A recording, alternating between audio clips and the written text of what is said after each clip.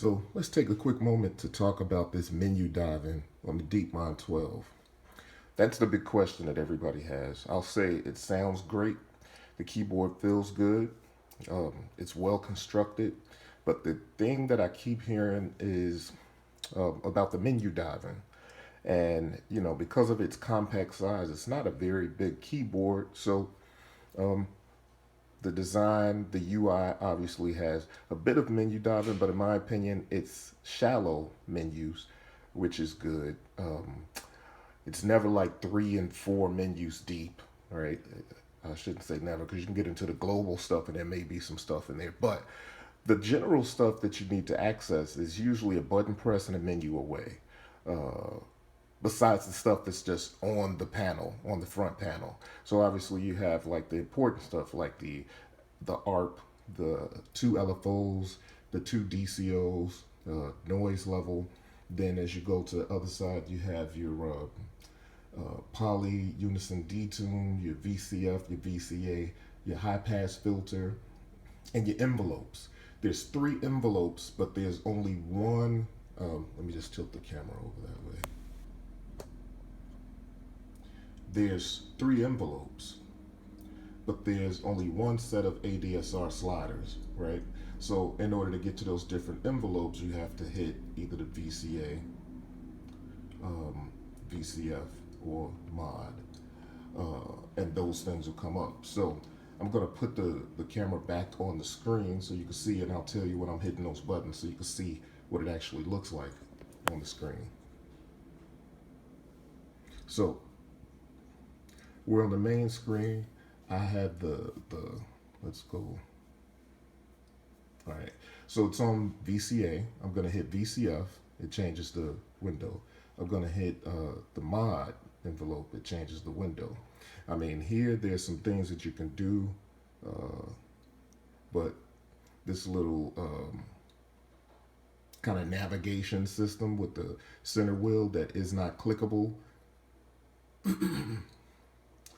and the bank up and down and the increment and the yes and no buttons will let you get through what you need to get through. Now, what if you want to add effects? Well, you hit the effects button, and here you can see it's on effects 3. If I toggle through, you can actually see what you need to see. You could use these buttons to go up and down through that part to change the different effects or change the way the effects are set up, right? And you come out of there, and when you hit it again, it goes into like this is effects 1, plate reverb. Obviously there are things you can adjust in there so it blinks, because you can do that. Fair comp, there's things you can adjust in there so it blinks. You can go in. So there is some menu diving, but it's certainly not as deep as some of the synths that I've come across. There certainly is more menu diving than a typical analog synth, but I think, in my opinion, it's kind of a shallow menu system, and it's something that you can get used to.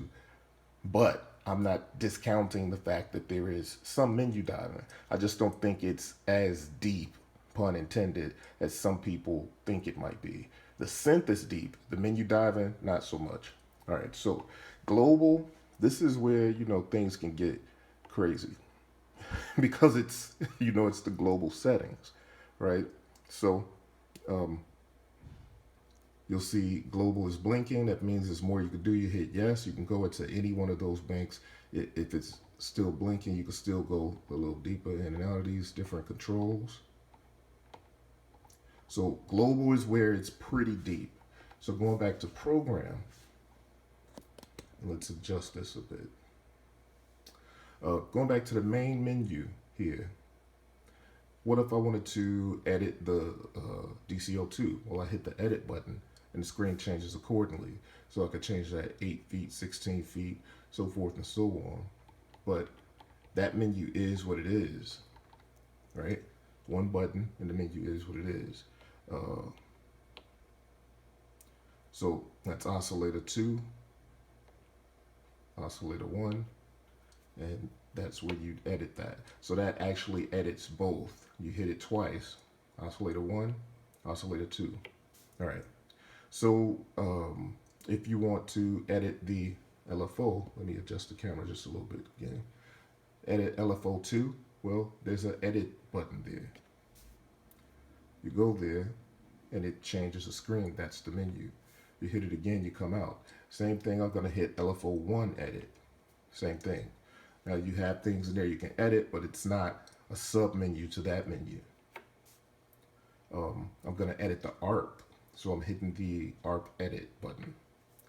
And here you have a couple of menus there. 1, 2, 3.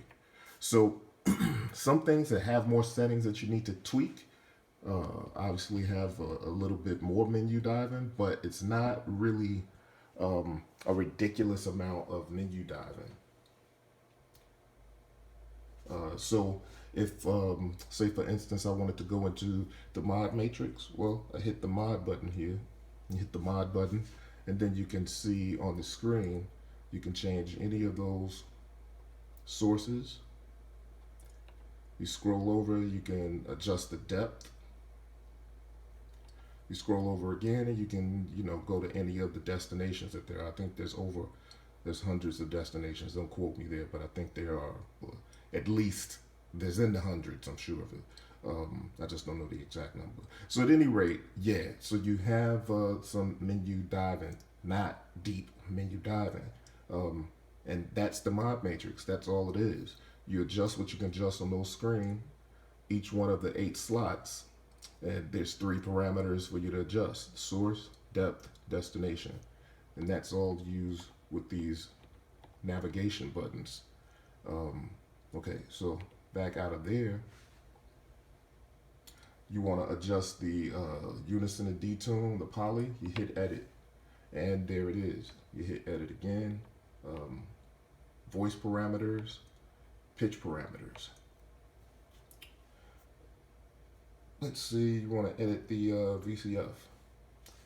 So you got your VCF parameters here. It blinks, so that means you're just in that menu. It's one menu deep. All right. Editing the VCA. Again, you hit edit right under it.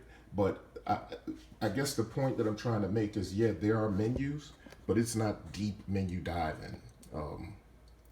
I just want to make that point. So I hope this is helpful. This wasn't really about the sound of the thing. This is really about the menu system and the questions that I've gotten about the menu system. So there it is. If you got questions, please put them in the comments, and I'll try to help you out as much as I can.